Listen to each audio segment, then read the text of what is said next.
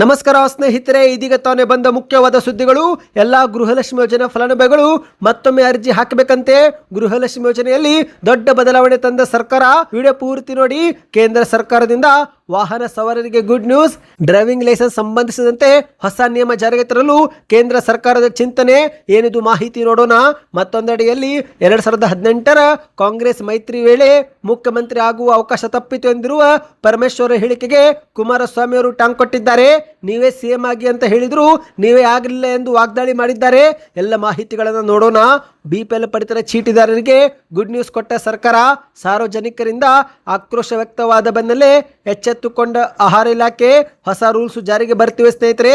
ಮತ್ತೊಂದೆಡೆಯಲ್ಲಿ ಗೃಹಲಕ್ಷ್ಮಿ ಯೋಜನೆಯಿಂದ ಅನರ್ಹರನ್ನು ಹೊರಗಿಡುವ ಬಗ್ಗೆ ಕಂಡೀಷನ್ ಹಾಕಿದ್ದಕ್ಕೆ ಫಲಾನುಭವಿಗಳನ್ನು ಕಡಿಮೆ ಮಾಡುವ ಪ್ಲಾನ್ ಹಾಕಿದ್ದೀರಾ ಎಂದು ಸಿಟಿ ರವಿಯವರು ವಾಗ್ದಾಳಿ ಮಾಡಿದ್ದಾರೆ.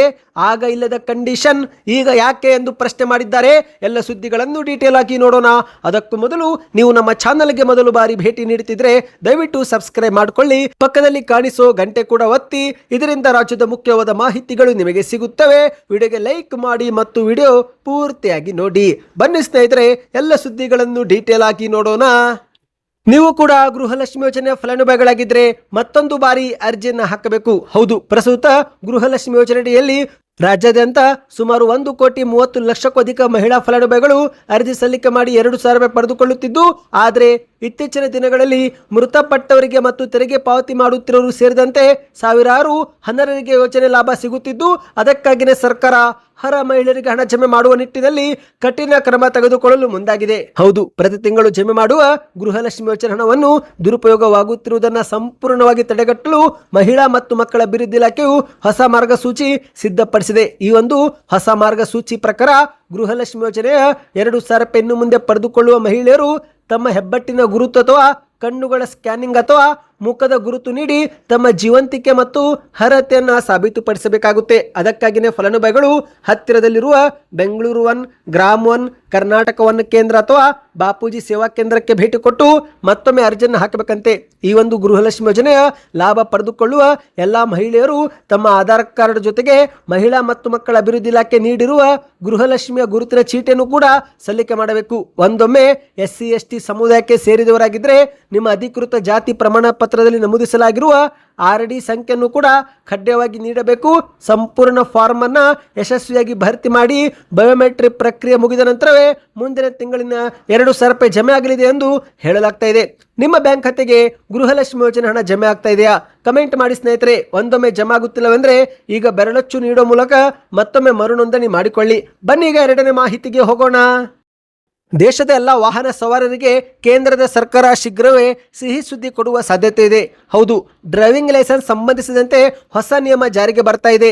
ಈಗಿರುವಂತಹ ಡ್ರೈವಿಂಗ್ ಲೈಸೆನ್ಸ್ನ 20 ವರ್ಷಗಳ ಚಾಲನಾ ಅವಧಿಯನ್ನು 50 ವರ್ಷಕ್ಕೆ ವಿಸ್ತರಿಸುವ ಪ್ರಸ್ತಾವನೆ ಕೇಂದ್ರ ಸರ್ಕಾರ ಪರಿಶೀಲಿಸ್ತಾ ಇದೆ. ಈ ಒಂದು ಹೊಸ ನಿಯಮ ಜಾರಿಗೆ ಆದರೆ ಪದೇ ಪದೇ ಲೈಸೆನ್ಸ್ ನವೀಕರಣ ಮಾಡಿಕೊಳ್ಳುವ ಅವಶ್ಯಕತೆ ಇರೋದಿಲ್ಲ. ಇದರಿಂದ ವಾಹನ ಸವಾರರಿಗೂ ಕೂಡ ಹಣ ಉಳಿತಾಯವಾಗಲಿದೆ. ಹೌದು, ಈಗಾಗಲೇ ಕೇಂದ್ರದ ಸಚಿವಾಲಯ ದೇಶಾದ್ಯಂತ ಹಲವು ಕಡೆಯಿಂದ ಸಲ್ಲಿಕೆ ಮಾಡಲಾಗಿರುವ ಪ್ರಸ್ತಾವನೆಗಳನ್ನು ಪರಿಗಣಿಸುತ್ತಿದ್ದು, ಅದರಲ್ಲಿ ಡ್ರೈವಿಂಗ್ ಲೈಸೆನ್ಸ್ ಅವಧಿ ವಿಸ್ತರಿಸುವುದು ಕೂಡ ಒಂದು ಪ್ರಸ್ತಾವನೆಯಾಗಿದೆ. ಸದ್ಯ ಕೇಂದ್ರ ಸರ್ಕಾರ ಈ ವಿಷಯದಲ್ಲಿ ಇದುವರೆಗೆ ಅಧಿಕೃತವಾಗಿ ಯಾವುದೇ ಘೋಷಣೆ ಅಥವಾ ನಿರ್ಧಾರ ಮಾಡಿಲ್ಲ. ಆದರೆ ಅವಧಿ ವಿಸ್ತರಿಸಬಹುದು ಎಂದು ಹೇಳಲಾಗ್ತಾ ಇದೆ. ಪ್ರಸ್ತುತ ಸ್ನೇಹಿತರೆ, ಡ್ರೈವಿಂಗ್ ಲೈಸೆನ್ಸ್ ಪಡೆದುಕೊಂಡ ಬಳಿಕ 20 ವರ್ಷಗಳವರೆಗೆ ಮಾತ್ರ ಅದು ಮಾನ್ಯವಾಗಿರುತ್ತೆ. ಈ ಒಂದು ಅವಧಿ ಮುಗಿದ ನಂತರ ಲೈಸೆನ್ಸ್ ಹೊಂದಿರುವವರು ಮತ್ತೊಮ್ಮೆ ನವೀಕರಣಕ್ಕಾಗಿ ಅರ್ಜಿ ಸಲ್ಲಿಕೆ ಮಾಡಬೇಕು. ಕೆಲವು ಸಮಯಗಳಲ್ಲಿ ಆರೋಗ್ಯ ಪ್ರಮಾಣ ಪತ್ರ ಸೇರಿದಂತೆ ಇತರೆ ಅಗತ್ಯ ದಾಖಲೆಗಳನ್ನು ಕೂಡ ಸಲ್ಲಿಕೆ ಮಾಡಬೇಕಾಗುತ್ತೆ. ಅದಕ್ಕಾಗಿಯೇ ಎಷ್ಟೋ ಜನರು ಮತ್ತೊಮ್ಮೆ ಲೈಸೆನ್ಸ್ ಅನ್ನ ನವೀಕರಿಸಲು ಹಿಂದೇಟು ಹಾಕುತ್ತಿದ್ದು, ಹಾಗಾಗಿ ಸ್ವತಃ ಸರ್ಕಾರವೇ ಈ ಒಂದು ಅವಧಿಯನ್ನ 50 ವರ್ಷಕ್ಕೆ ವಿಸ್ತರಿಸುವ ಒಂದು ಸಾಧ್ಯತೆ ಇದೆ ಎಂದು ಹೇಳಲಾಗಿದೆ. ಬನ್ನಿ ಗೆಳೆಯರೆ, ಮತ್ತೊಂದು ಮಾಹಿತಿಗೆ ಹೋಗೋಣ. ಸತತವಾಗಿ 3 ಬಾರಿ ಮುಖ್ಯಮಂತ್ರಿ ಆಗುವ ಅವಕಾಶ ಕೈತಪ್ಪಿದ್ದಕ್ಕೆ ಇತ್ತೀಚೆಗೆ ಕಣ್ಣೀರಿಟ್ಟಂತ ಪರಮೇಶ್ವರ್ ಅವರ ನಡೆಗೆ ಕುಮಾರಸ್ವಾಮಿ ಅವರು ಟಾಂಗ್ ಕೊಟ್ಟಿದ್ದಾರೆ. ಅಷ್ಟು ಮಾತ್ರವಲ್ಲ ಸ್ನೇಹಿತರೆ, ಪರಮೇಶ್ವರ್ ಅವರ ಹೇಳಿಕೆಗೆ ಆಕ್ರೋಶವನ್ನು ಕೂಡ ವ್ಯಕ್ತಪಡಿಸಿದ್ದಾರೆ. ಯಾಕಂದ್ರೆ ತುಮಕೂರಲ್ಲಿ ಉಪಮುಖ್ಯಮಂತ್ರಿ ಪರಮೇಶ್ವರ್ ಅವರು ಮಾತನಾಡುತ್ತಾ ತಮಗೆ 3 ಬಾರಿ ಮುಖ್ಯಮಂತ್ರಿ ಆಗುವ ಅವಕಾಶ ಕೈತಪ್ಪಿತ್ತು ಎಂದು ನೋವು ತೋಡಿಕೊಂಡಿದ್ದಾರೆ. ಅಷ್ಟು ಮಾತ್ರವಲ್ಲ, 2018ರ ಮೈತ್ರಿ ಸರ್ಕಾರದ ಸಮಯದಲ್ಲಿ ನನ್ನನ್ನು ಮುಖ್ಯಮಂತ್ರಿ ಮಾಡಬಹುದಾಗಿತ್ತು, ಆದರೆ ಆ ಸಮಯದಲ್ಲೂ ಕೂಡ HD ಕುಮಾರಸ್ವಾಮಿ ಅವರಿಗೆ ಮುಖ್ಯಮಂತ್ರಿ ಮಾಡಲಾಯಿತು ಎಂಬ ಹೇಳಿಕೆ ಕೊಟ್ಟಿದ್ದು, ಇದೇ ಒಂದು ವಿಷಯವನ್ನು ಈಗ ಕುಮಾರಸ್ವಾಮಿ ಅವರು ಆಕ್ರೋಶ ವ್ಯಕ್ತಪಡಿಸಿ ಮಾಧ್ಯಮಗಳ ಮುಂದೆ ಟಾಂಗ್ ಕೊಟ್ಟಿದ್ದಾರೆ. ಸುದ್ದಿಗಾರರ ಮುಂದೆ ಮಾತನಾಡಿದಂತ ಕುಮಾರಸ್ವಾಮಿ ಅವರು ಪರಮೇಶ್ವರ್ ಅವರಿಗೆ ಸಿಎಂ ಸ್ಥಾನ ಕೈತಪ್ಪಲು ನಾನು ಕಾರಣ ಅಲ್ಲ, ಬದಲಿಗೆ ಅವರದೇ ಪಕ್ಷದವರಾದ ಕಾಂಗ್ರೆಸ್ಸಿಗರೇ ನೇರ ಕಾರಣ. ಈ ಬಗ್ಗೆ ಪರಮೇಶ್ವರ್ ಅವರು ನಮ್ಮನ್ನ ಕೇಳೋ ಬದಲು ತಮ್ಮದೇ ಪಕ್ಷದವರ ಜೊತೆಗೆ ಕೂತು ಚರ್ಚೆ ಮಾಡಲಿ ಎಂದು ಮಾಧ್ಯಮಗಳ ಮುಂದೆ ಟಾಂಗ್ ಕೊಟ್ಟಿದ್ದಾರೆ. ಅಂದು ಮೈತ್ರಿ ಸರ್ಕಾರದ ಸಮಯದಲ್ಲಿ ನನ್ನ ಜೊತೆಗೆ ಪರಮೇಶ್ವರ್ ಅವರು ಬಂದಾಗ ನಾನು ಅವರಿಗೆ ಸಿಎಂ ಆಗಬೇಡಿ ಅಂತ ಏನಾದರೂ ಹೇಳಿದ್ನಾ ಎಂದು ಕುಮಾರಸ್ವಾಮಿ ಅವರು ಕಿಡಿಕಾರಿದ್ದಾರೆ. ಬದಲಿಗೆ ನಾನೇ ಅವರಿಗೆ ನೀವೇ ಮುಖ್ಯಮಂತ್ರಿ ಆಗಿ ಅಂತ ಖುದ್ದಾಗಿ ಹೇಳಿದ್ದೆ, ಆದರೂ ಕೂಡ ಅವರು ಆಗಲಿಲ್ಲ. ಇನ್ನು ನನ್ನಿಂದ ಪರಮೇಶ್ವರ್ ಅವರಿಗೆ ಸಿಎಂ ಸ್ಥಾನಕ್ಕೆ ತಪ್ಪಿಲ್ಲ, ಬದಲಿಗೆ ಅವರದೇ ಪಕ್ಷದ ನಾಯಕರಿಂದಲೇ ಇಷ್ಟೆಲ್ಲ ಆಗಿದೆ ಎಂದು ಕುಮಾರಸ್ವಾಮಿ ಅವರು ಕಿಡಿಕಾರಿದ್ದಾರೆ. ಹೌದು ಗೆಳೆಯರೆ, 3 ಬಾರಿ ಮುಖ್ಯಮಂತ್ರಿ ಗಾದಿ ಕೈ ತಪ್ಪಿದ್ದಕ್ಕೆ ಬೇಸರ ವ್ಯಕ್ತಪಡಿಸುತ್ತಲೇ ತಮ್ಮ ಆಪ್ತರು ಮತ್ತು ಸಿದ್ಧಾರ್ಥ ಕಾಲೇಜಿನ ಸಿಬ್ಬಂದಿ ವರ್ಗದ ಎದುರು ಮನಬಿಚ್ಚಿ ಮಾತನಾಡುತ್ತಾ ಕಣ್ಣೀರು ಹಾಕಿದ್ದು ಪರಮೇಶ್ವರ್ ಅವರ ಈ ಒಂದು ಹೇಳಿಕೆಯ ವಿಡಿಯೋ ಸಾಮಾಜಿಕ ಜಾಲತಾಣದಲ್ಲಿ ಭಾರಿ ವೈರಲ್ ಆಗ್ತಾ ಇದೆ. ಆ ಒಂದು ವಿಡಿಯೋದಲ್ಲಿ ಪರಮೇಶ್ವರ್ ಅವರು ಏನು ಹೇಳಿದ್ದಾರೆ ಅಂದರೆ 2013ರ ಚುನಾವಣೆಯಲ್ಲಿ ನಾನು ಆಕಸ್ಮಿಕವಾಗಿ ಸೋತಿದ್ದರಿಂದ ಮುಖ್ಯಮಂತ್ರಿ ಹುದ್ದೆ ಕೈತಪ್ಪಿತು. ಒಂದು ವೇಳೆ ನಾನು ಗೆದ್ದಿದ್ರೆ ಸಿದ್ದರಾಮಯ್ಯನವರು ಮುಖ್ಯಮಂತ್ರಿ ಆಗುತ್ತಿರಲಿಲ್ಲ.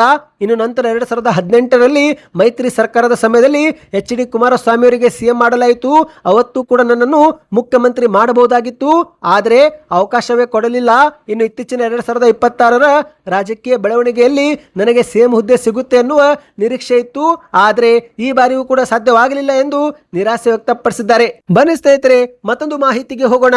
ನಿಮ್ಮ ಹತ್ತಿರವೂ ಕೂಡ BPL ಪಡಿತರ ಚೀಟಿ ಇದ್ರೆ ನಿಮಗೆ ಆಹಾರ ಧಾನ್ಯ ಏನು ಕೊಡ್ತಿದ್ದಾರೆ ಕಮೆಂಟ್ ಮಾಡಿ. ಹೌದು ಗೆಳೆಯರೆ, ಸಾಕಷ್ಟು ಜಾಗದಲ್ಲಿ ರಾಗಿ ಕೊಡ್ತಿದ್ರೆ ಇನ್ನು ಕೆಲವರಿಗೆ ಅಕ್ಕಿ ಕೊಡಲಾಗುತ್ತಿದೆ.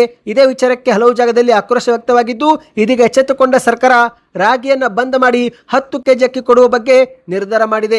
ಹೌದು, ಅನ್ನಭಾಗ್ಯ ಯೋಜನೆಯಡಿಯಲ್ಲಿ ಅಕ್ಕಿ ವಿತರಣೆಯಲ್ಲಿ ಉಂಟಾಗಿದ್ದಂತ ಸಮಸ್ಯೆ ಕುರಿತು ಸಾರ್ವಜನಿಕರಿಂದ ಆಕ್ರೋಶ ವ್ಯಕ್ತವಾದ ಬೆನ್ನಲ್ಲೇ ಎಚ್ಚೆತ್ತುಕೊಂಡ ಆಹಾರ ಇಲಾಖೆ ಇದೇ ಜೂನ್ ತಿಂಗಳಿನಿಂದಲೇ ಜಾರಿಗೆ ಬರುವಂತೆ ಪ್ರತಿಯೊಬ್ಬ ಫಲಾನುಭವಿಗಳಿಗೆ 10 ಕೆಜಿ ಅಕ್ಕಿ ವಿತರಿಸಲು ಆದೇಶ ಹೊರಡಿಸಿದೆ. ಹೌದು ಗೆಳೆಯರೆ, ರಾಗಿ ವಿತರಣೆಗೆ ಮತ್ತೊಮ್ಮೆ ಬ್ರೇಕ್ ಬೀಳಲಿದೆ.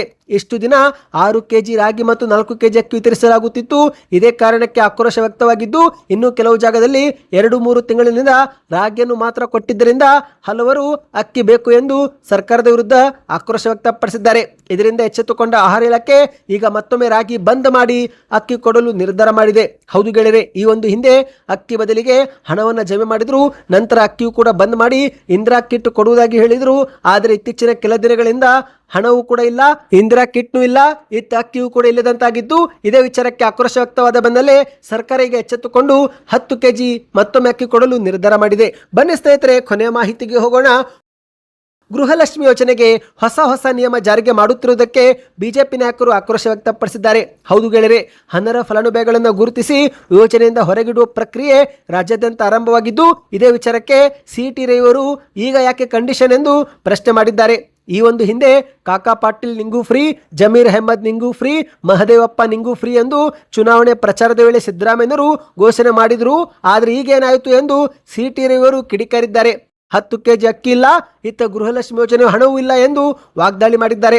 ಮೋದಿಯವರು 5 ಕೆಜಿ ಅಕ್ಕಿ ಕೊಡದೇ ಇದ್ದಿದ್ರೆ ನಿಮ್ಮನ್ನೇ ನಂಬಿದ ಜನರು ಖಾಲಿ ಹೊಟ್ಟೆಯಲ್ಲಿ ನೀರು ಕುಡಿದು ಮಲಗಬೇಕಾಗಿತ್ತು ಎಂದು ಸುದ್ದಿಗೋಷ್ಠಿಯಲ್ಲಿ CT ರವಿಯವರು ಕಿಡಿಕಾರಿದ್ದಾರೆ. ಅಂದು ಇಲ್ಲದ ಕಂಡೀಷನ್ ಈಗ ಯಾಕೆ, ಖಜಾನೆ ಖಾಲಿಯಾಗಿದೆಯಾ ಎಂದು ವಾಗ್ದಾಳಿ ಮಾಡಿದ್ದಾರೆ. ಫಲಾನುಭವಿಗಳನ್ನು ಕಡಿಮೆ ಮಾಡುವ ಸಲುವಾಗಿ ಕಂಡೀಷನ್ ಹಾಕ್ತಿದ್ದೀರಿ, ಆದರೆ ನಿಮ್ಮ ಹಳೆಯ ಭಾಷಣ ಜನರು ಈಗಲೂ ಕೂಡ ಕೇಳಿಸಿಕೊಳ್ತಿದ್ದಾರೆ ಎಂದು ವಾಗ್ದಾಳಿ ಮಾಡಿದ್ದಾರೆ. ಈಗ ರಾಜ್ಯದ ಜನರೇ ನಿಮಗೆ ಸೂಕ್ತ ಸಮಯದಲ್ಲಿ ಉತ್ತರ ಕೊಡ್ತಾರೆ.